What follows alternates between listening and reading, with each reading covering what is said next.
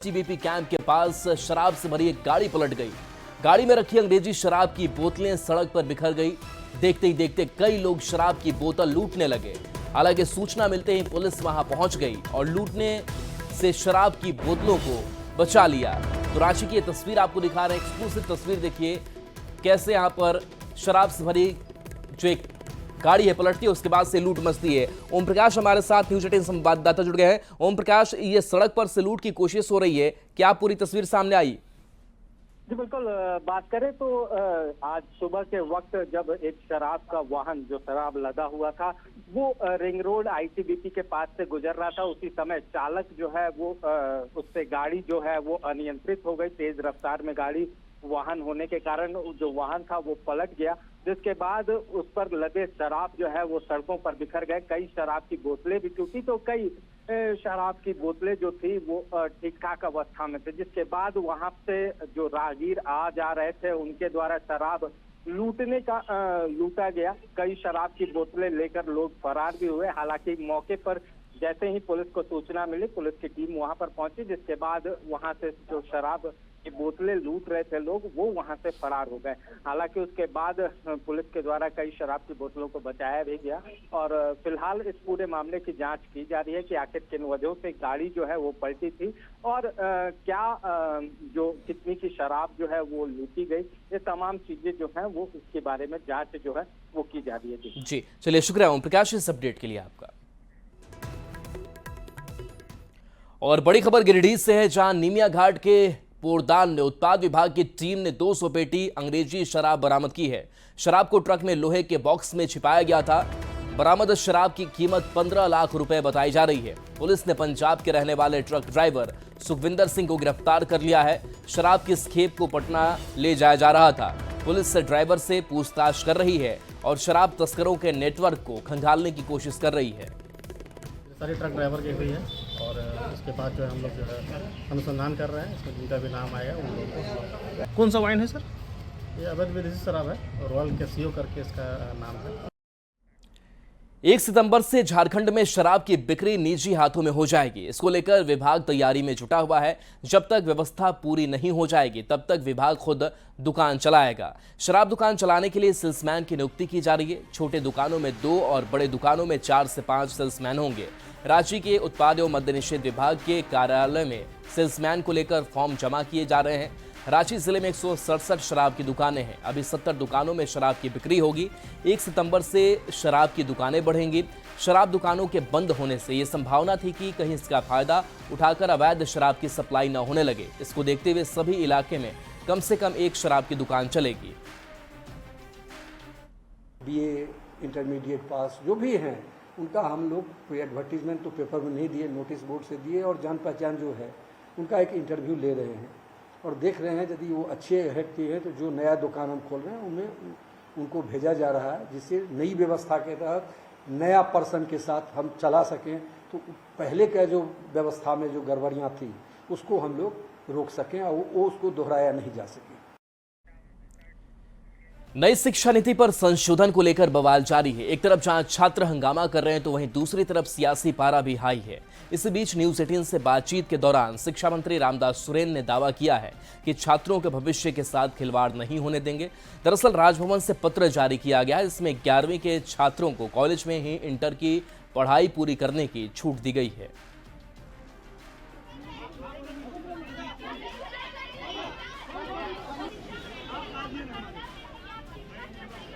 मैंने इस बात को पूरे विस्तार रूप से हम रखने का काम किया, जिस पर हमारे कई मंत्रियों ने इसका भी समर्थन किया और माननीय मुख्यमंत्री का 2 टूक जवाब था कि इस मामला को जल्द से समाधान कर लिया जाएगा। मानेंगे कि ये हमारे केंद्र सरकार जो पूर्ण रूप से भाजपा की सरकार है और महामहिम राज्यपाल महोदय उनके अधीन होते हैं और हमारी झारखंड को ही इस तरह का पत्र के माध्यम से डिग्री कॉलेज में इंटर कॉलेज को पढ़ाई को रोक देना मुझे कहीं ना ये लगता है कि बिल्कुल ये केंद्र सरकार की सोची समझी एक षड्यंत्र के तहत हमारी सरकार को बदनाम करने की एक साजिश रचाया गया था। आइए अब इस पूरी खबर को समझते हैं। तो देखिए, इंटर में एडमिशन पर नया फैसला हुआ। 2024-26 सत्र के छात्रों पर यह फैसला लिया गया।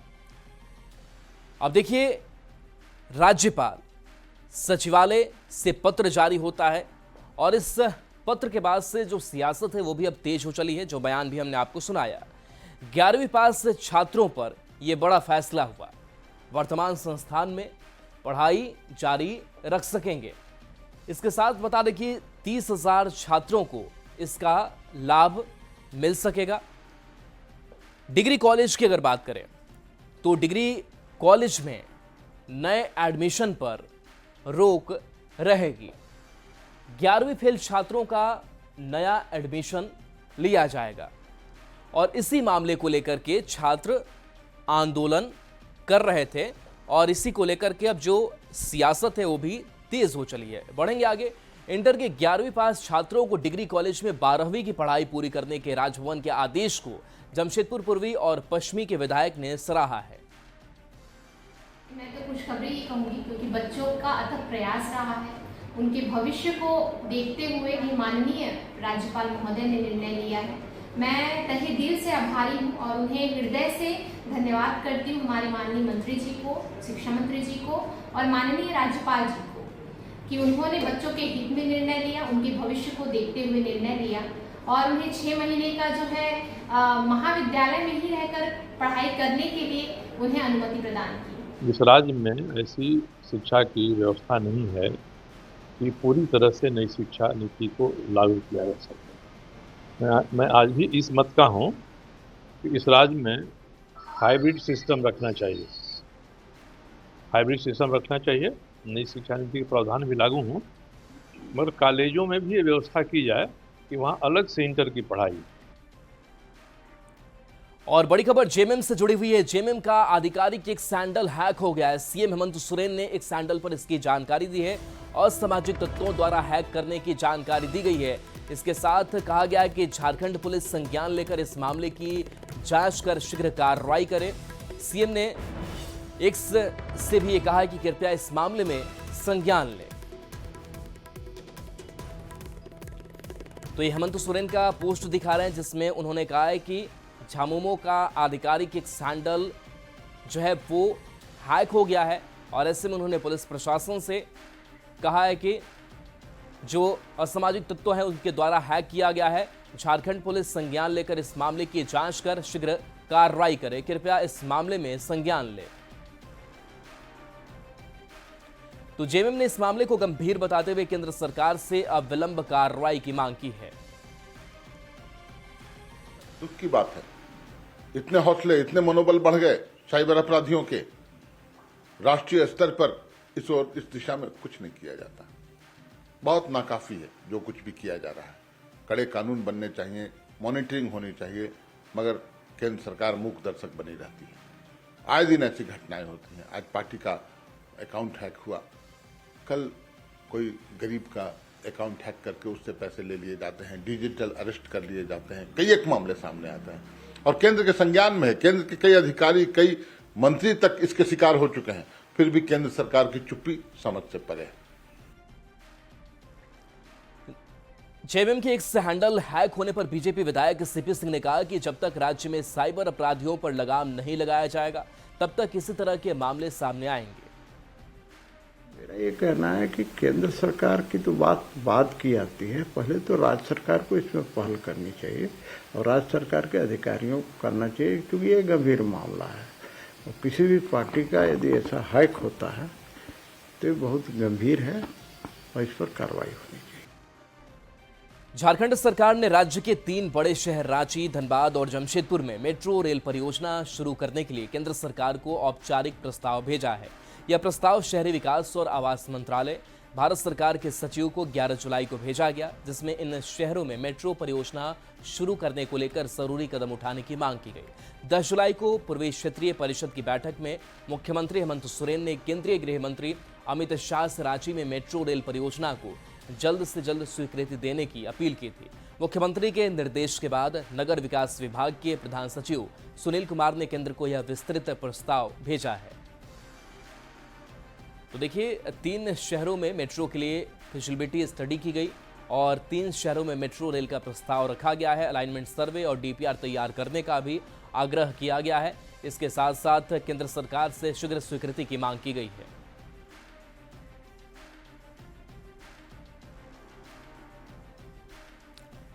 और आइए अब एक नजर डाल लेते हैं मेट्रो परियोजना से मिलने वाले लाभ पर।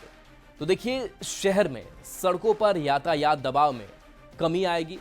इसके साथ प्रति व्यक्ति कार्बन उत्सर्जन में भी इससे कमी होगी। तो शहर में सड़कों पर यातायात के दबाव में भी कमी देखने को मिलेगी और प्रति व्यक्ति कार्बन उत्सर्जन में भी कमी होगी।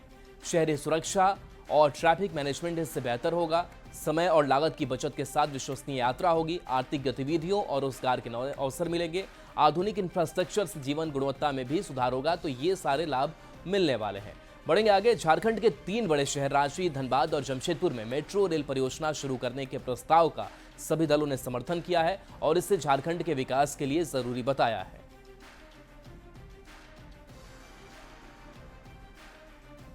हेमंत सोरेन जी की सरकार है, उनकी दूरदृष्टि है। फ्लाईओवर का जाल बिछ जाएगा आने वाले 2-4 सालों में। 3 फ्लाईओवर जनता को समर्पित, आगे 7 और। तो ये विजन है, उसी में मेट्रो रेल भी एक कड़ी है। उसकी माननीय गृह मंत्री के समक्ष बातें रखी गई हैं और मुझे लगता है जरूर सकारात्मक कुछ जवाब मिला होगा। इसलिए ही राज्य सरकार ने यह प्रस्ताव भेजने का काम किया है। अगर सकारात्मक निर्णय केंद्र की सरकार लेती है तो स्वाभाविक रूप से झारखंड भी विकास की गति में आगे बढ़ेगा, विकसित राज्यों की तुलना में खड़ी होगी। जो राज्य सरकार की ओर से जिस तरह से मांग रखी गई थी मेट्रो के लिए, प्रस्ताव भी भेज दिए गए हैं, तो त्वरित कार्रवाई इस पर हुआ है। तो ऐसी स्थिति में राज्य सरकार यदि पहल कर रही है तो अच्छी बात है, स्वागत योग्य है। मैं तो इसका स्वागत कर रहा हूँ कि भाई यदि हो सकता है तो होना चाहिए बिल्कुल, क्योंकि मेट्रो रेल तो एक अच्छा साधन है। रांची जिले में मैया सम्मान योजना की राशि लाभुकों के खाते में भेज दी गई है। इस जिले के 3,25,000 लाभुकों को मई महीने की राशि भेजी गई है। इन लाभुकों के खाते में 81 करोड़ 26 लाख रुपए ट्रांसफर हुए हैं। रांची जिले में कई महिलाएं ऐसी भी हैं जिन्हें योजना का लाभ नहीं मिल रहा था।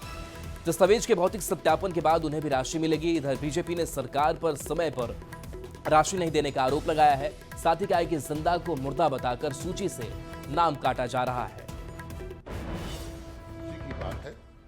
कि सरकार लगातार निरंतर मैया सम्मान की राशि दे रही है। विपरीत परिस्थितियों में भी यह सरकार, हेमंत सोरेन की सरकार ने उस योजना को न रोका न बाधित किया और जो जरूरतमंद है आज उनके चेहरों पर खुशियां देखने लायक होती है। नहीं, देखिए, मैया सम्मान योजना की राशि दी जा रही है, अच्छी बात है, इसका कोई विरोधी नहीं है, लेकिन ये समय पर मिलना चाहिए। अब देखिए दिक्कत क्या हो रही है कि मैया सम्मान योजना की राशि भी समय पर नहीं मिलती है और विधवा और वृद्धा पेंशन भी समय पर नहीं मिलता है। खबर हजारीबाग से है, जहां भारी बारिश के बाद कई इलाकों में जगह जगह पानी भर गया है। वार्ड 11 में झंझरिया पुल के पास कई घरों में बारिश का पानी भर गया है। पानी भरने से लोग परेशान हैं। कई परिवार का तो घर से बाहर निकलना भी मुश्किल हो गया है। स्थानीय लोगों का आरोप है कि अतिक्रमण और समय पर नाले की सफाई नहीं होने से जगह जगह पानी भर रहा है। लोग तत्काल जल जमाव से राहत दिलाने की मांग कर रहे हैं। लग रहा है जल प्रलय आ गया है और सबसे बड़ी बात है कि प्रशासन की तैयारी रहती नहीं है इसके बारे में कुछ भी। और जितना भी प्राकृतिक स्रोत था जहाँ से पानी निकासी हो जाती थी वो सब का अतिक्रमण हो गया। तो समय रहते अगर ना हो इसका इलाज तो झेलना पड़ेगा। गुमला के सिलम बहरीटोली गांव में पहुंचने के लिए कोई पक्की सड़क नहीं है। बरसात में इस गांव में पहुंचना काफी मुश्किल है। कच्ची सड़क पर बड़े बड़े गड्ढे बन गए हैं, जिससे लोगों को काफी परेशानी हो रही है। संवाददाता रुपेश भगत की इस रिपोर्ट को देखिए। जिला में इन दिनों लगातार बारिश हो रही है। मूसलाधार बारिश के कारण आपको बता दें कई ऐसे इलाके हैं जो पूरी तरह से जलमग्न हो गए हैं और गांव आने जाने के लिए आपको बता दें जो रास्ता है वो पूरी तरह कीचड़ युक्त हो गया है। तो इस वक्त मौजूद है हम गुमला के बेहरी टोरी जाने वाला यह सड़क है सीलम की, और आप देख सकते हैं सड़क में आपको दिखाएंगे क्या स्थिति है। सड़क आप देखिएगा तो सड़क है नहीं नज़र आएगा, सिर्फ यहाँ पे नाला टाइप से आपको दिखेगा और पूरा कादो कीचड़ यहाँ पे मौजूद। लगभग 6 से 7 किलोमीटर होगा। अभी तक यहाँ पे कुछ भी रोड नहीं बना है। कितना दिक्कत होता है हम लोग को। थोड़ा सा यहाँ पे बन जाता हम लोग का गांव तक, कितना परेशानी हो रहा है। यहाँ तक कि सरकार यहाँ तक देख रेख नहीं कर रहा है। रोड का सबसे ज़्यादा समस्या है। हमारा मुख्य सड़क सीलम से 2.5 किलोमीटर के लगभग हमारा सीलम बेरीटोली गांव है। यहाँ आने जाने के लिए बच्चों को और सभी को, बड़ों को भी, जैसे कोई बीमार हो गया तो ढोके बहंगी में सीलम तक ले जाना पड़ता है। काफ़ी कठिनाइयों का सामना करना पड़ता है। अगर इस दौरान कोई बीमार पड़ जाए तो उनको बहंगी में लाद करके 2 किलोमीटर लाना पड़ता है, तब जाके एम्बुलेंस के जरिए वो सदर अस्पताल तक पहुंच पाते हैं। तो आप मान सकते हैं जो सरकार तमाम वादे कर रही है कि गाँव-गाँव तक सड़क पहुँच रहा है, तो हम शहर के सटे हुए गाँव पहुँचते हैं तो वहाँ भी सड़क का नामो निशान नहीं है। और यहाँ के जो लोग हैं उनके द्वारा मांग की जा रही है कि सरकार जो है प्रशासन के द्वारा यहाँ पे सड़क का निर्माण कराया जाए। रुपेश कुमार भगत, न्यूज़ 18 गुमला। दुमका के बासुकीनाथ धाम में मिलावटखोरों पर नजर रखी जा रही है। मेला क्षेत्र से 60 सैंपल जांच के लिए लिए गए थे। 4 सैंपल में मिलावट पाई गई। खाद्य सुरक्षा विभाग ने दुकानदारों को जताया है कि मिलावटखोरी करते पकड़े जाने पर उनके खिलाफ कड़ी कार्रवाई की जाएगी। संवाददाता नीतीश कुमार की इस रिपोर्ट को देखिए। धाम में सावन का महीना शुरू हो गया है और ऐसे में जिला प्रशासन द्वारा जो श्रद्धालु जो कांवरिया पहुंच रहे हैं उनके स्वास्थ्य की को लेकर सजग है। ऐसे में दुमका जिला खाद्य सुरक्षा पदाधिकारी खुद मौके पर पहुंचकर प्रत्येक दुकानों का निरीक्षण कर रहे हैं और जांच कर रहे हैं। जैसे कि श्रावणी मेला को देखते हुए जिला प्रशासन के द्वारा लगातार छापेमारी की जा रही है। हर एक होटल रेस्टोरेंट में हम लोग छापेमारी कर रहे हैं और हमारी पूरी कोशिश है कि जो भी श्रद्धालु यहाँ पे आ रहे हैं उन्हें स्वस्थ और सुरक्षित भोजन मिले। इसी क्रम में आज हम लोगों ने कुल 31 दुकानों में छापेमारी की। 31 दुकानों की छापेमारी में कुल 60 सैंपलों का हम लोगों ने जाँच किया, जिसमें से 4 सैंपल फेल हुए हैं। 2 सैंपल लाल मिर्च पाउडर के फेल हुए और 2 हल्दी के फेल हुए हैं। 5 केजी हम लोगों ने हल्दी भी पकड़ा है जो कि जिसमें मिलावट पाया गया, उसे नष्ट कराया गया है। और आगे भी जो है पूरे सावन भर जांच करेंगे और दुकानों को फिलहाल हिदायत दी गई है। नीतीश कुमार, न्यूज़ 18 दुमका।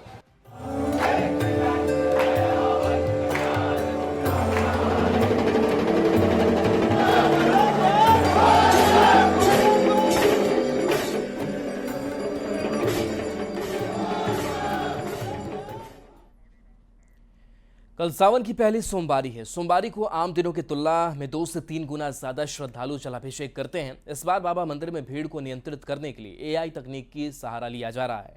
कंवरियों को कोई दिक्कत ना हो इसके लिए AI चैट बॉक्स भी शुरू किया जा रहा है।